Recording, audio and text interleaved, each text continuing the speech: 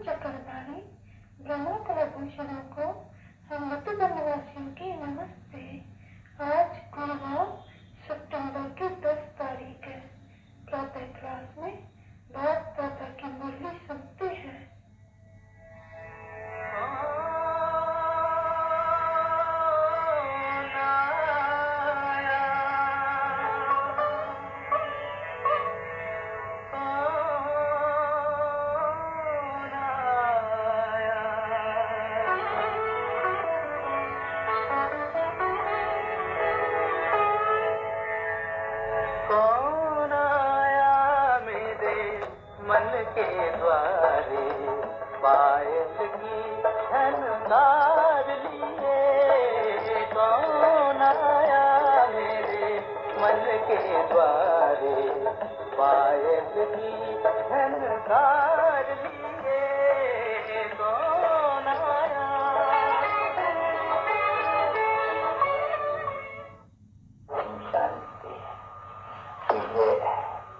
बच्चों ने गीत सुना कि अभी हमारे बुद्धि में किसकी याद आई। सबके बुद्धि में ये है कि पतित पावन, क्योंकि अक्षर जरूर याद करना है। और अंग्रेजी में फिर उनको लिबरेटर भी कह देते हैं, शायद इंग्लिश में पतित पावन का अक्षर भी हो। वास्तव में इनको लिबरेटर भी कहते हैं। इसे दुख से दुख हरता और फिर सुख करता।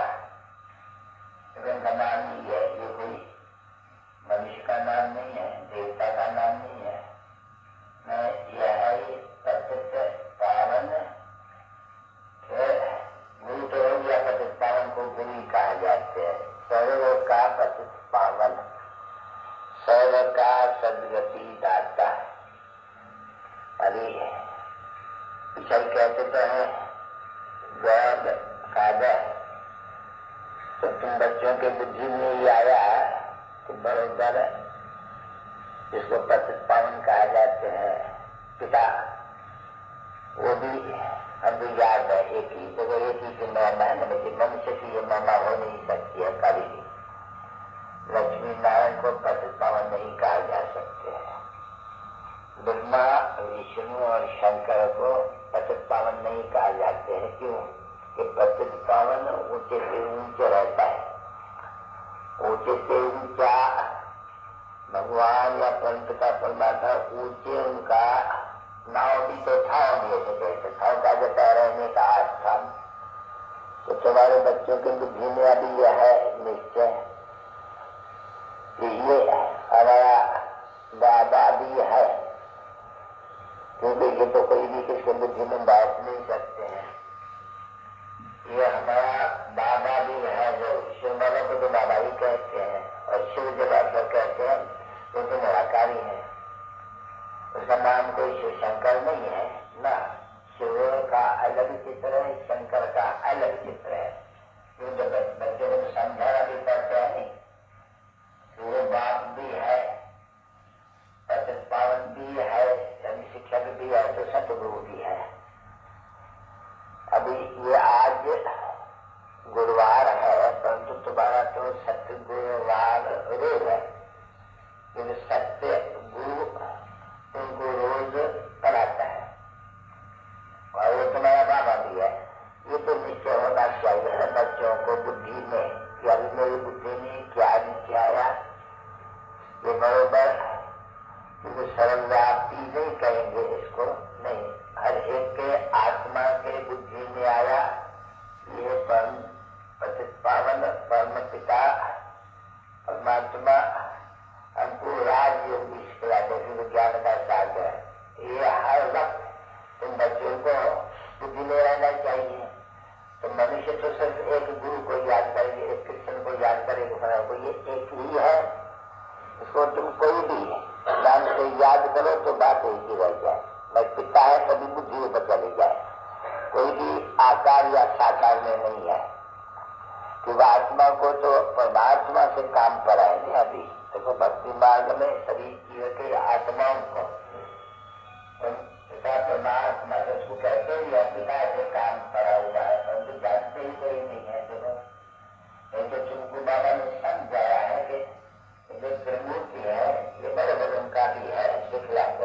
ब्रह्मा विष्णु शंकर त्रिमूर्ति का तो है ही ना, फिर विषय को उड़ाई दिया, उनको विनाश कर दिया। जैसे कि क्यों विनाश कर दिया? उनको पत्थर में छिकड़े बितरले उनका जैसे कहे कि लाश ही गुम कर दिया है।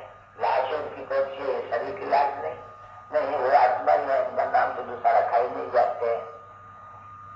और गाते भी है कि बरोबर ज्ञान का सागर है। बाप ने बच्चों को समझा है कि लक्ष्मी नारायण को कभी भी कोई ज्ञान का सागर नहीं कह सकते। ज्ञान का सागर माना जो ज्ञान सुनाए सदगति करे। अभी लक्ष्मी नारायण को ज्ञान का है जो किसकी सदगति करे, और दुर्गति वाले का है वहां जो किसको ज्ञान सुनाएगा। ज्ञान का अर्थ ही है, तुम देखते हो वो ज्ञान नहीं है, वो तो दंड कथा है। तुम बच्चों को मालूम हो गया तो बरोबर वो ज्ञान है ही नहीं। यानी ज्ञान वो जो ज्ञान सागर से मिले, तो ज्ञान सागर को ही कहते हैं। मनुष्य सृष्टि का बीज, देखो बीज माना, देखो बाप है, बीज है। स्त्री को एडॉप्ट करते हैं, गोद में लेते हैं और बच्चे को पैदा करते हैं, तो फिर वो बाप कह देते हैं। ठीक है ना बच्चे? तो ये भी तो बाप है, सभी आत्माओं का इनको भी बाप ही कहा जाते हैं, क्योंकि क्रिएटर है। तो वो है बेहद का बाप और वो है हद के बाप।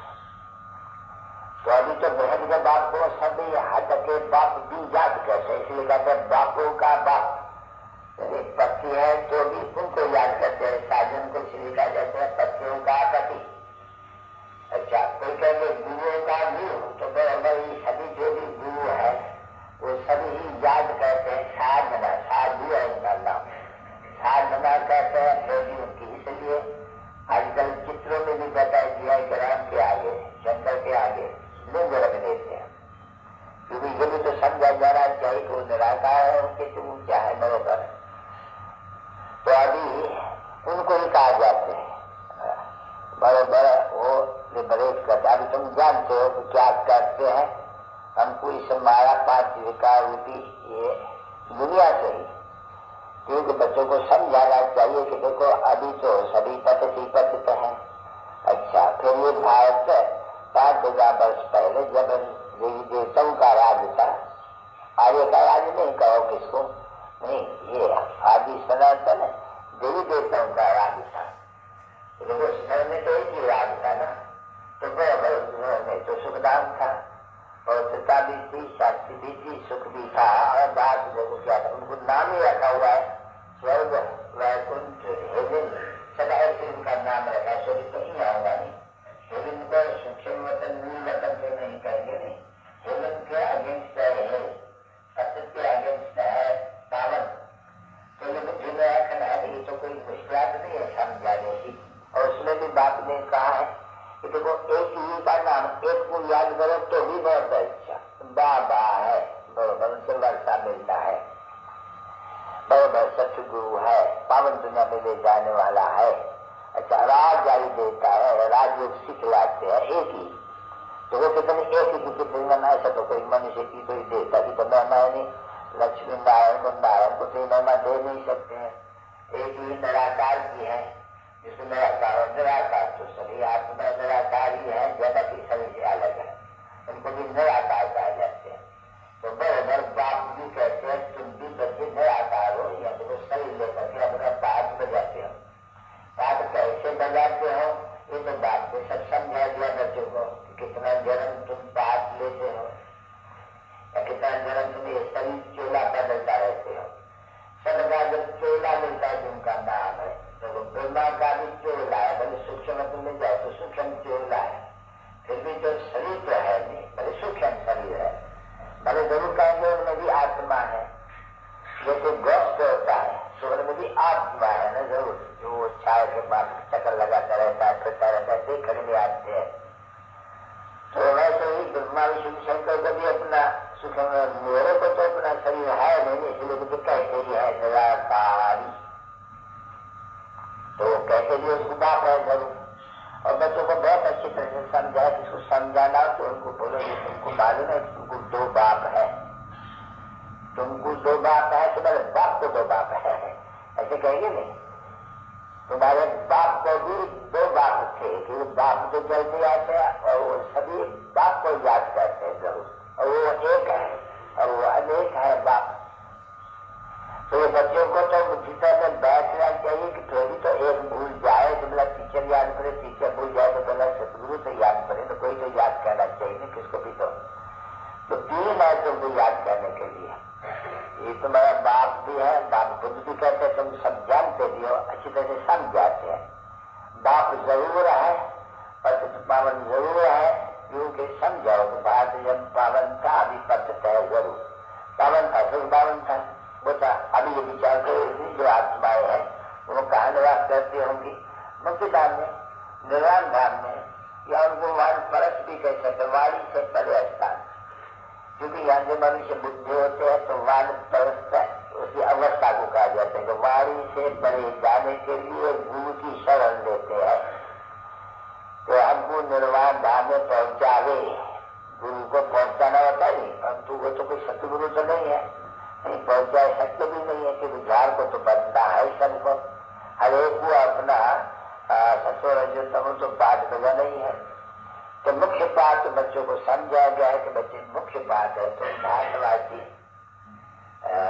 अभी किसका, अभी भारतवासियों का ना, भारतवासी जो तुम्हारा आदि सनातन देवी का धर्म है 84 जन्म वो देते हैं।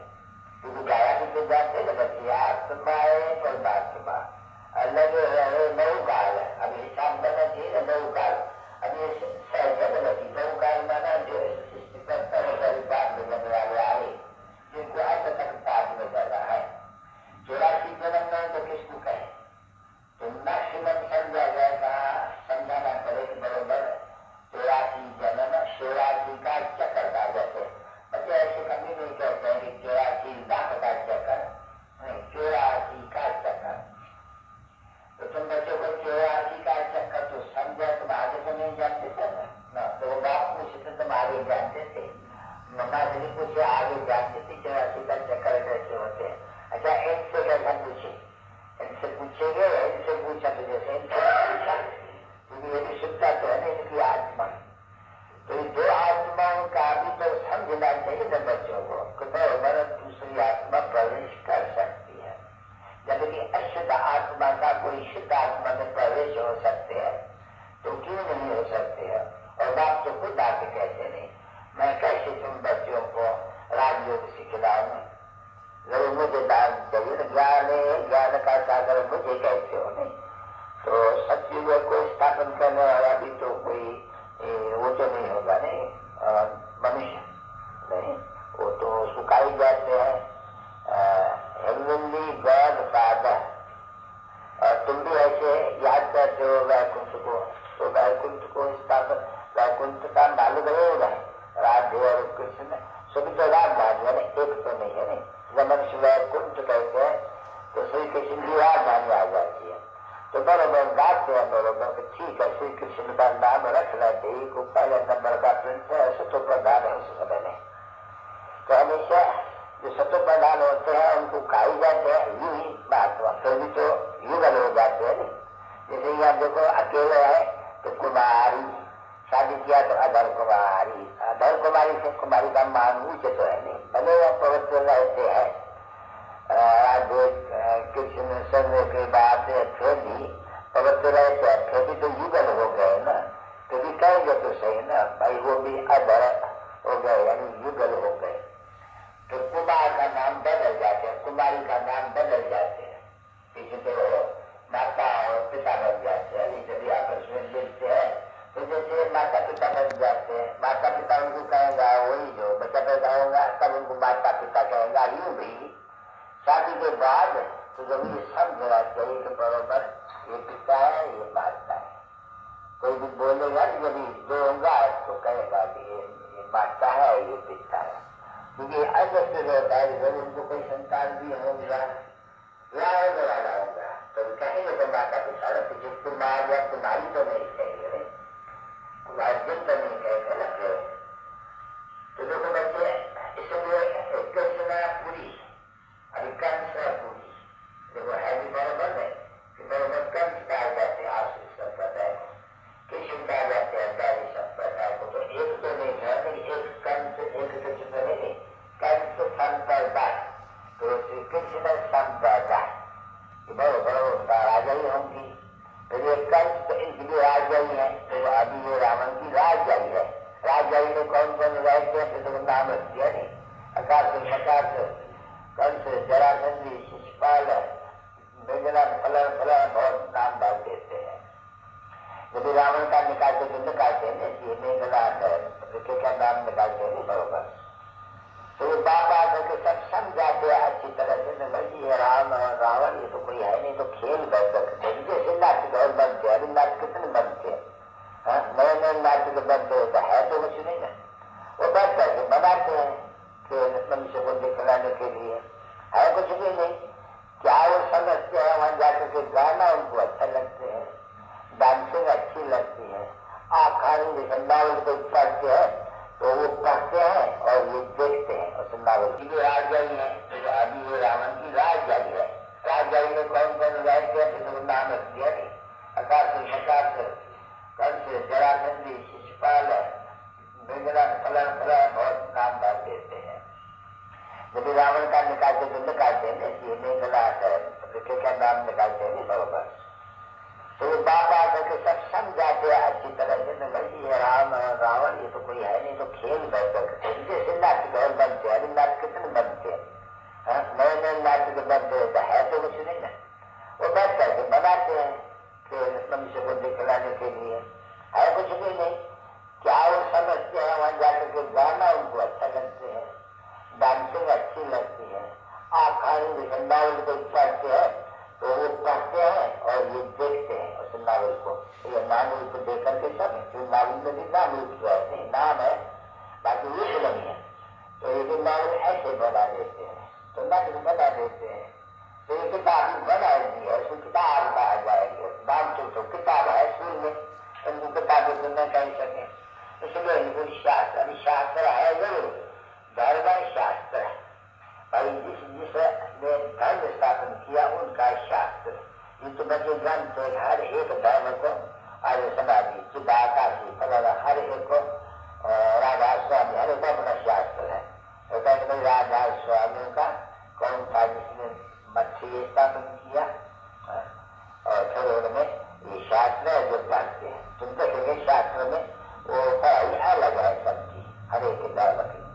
तो भाई वो धर्म शास्त्र, ये धर्म किसने फलाएंगे भाई फलाने गए हम फलाने राधा स्वामी। अभी धर्म में मठ नहीं जाते हैं, मठ कहेंगे पंथ कहेंगे, वो तो समझा गया वो तो धर्म बड़े होते हैं, तो वो कितने बड़े फलानी बोधी क्रिश्चन ये अपना धर्म कितना बड़ा, और वो फिर थोड़ा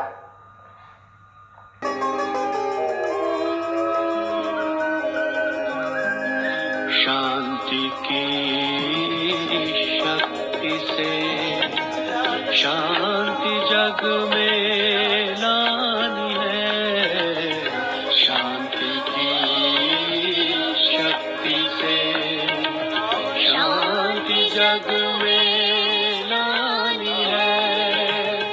शांत मन हो तन हो शीतल, शांत मन हो तन हो शीतल, ऐसी दुनिया बनानी है, शांति की शक्ति से शांति जग में लानी है, शांति की शक्ति से।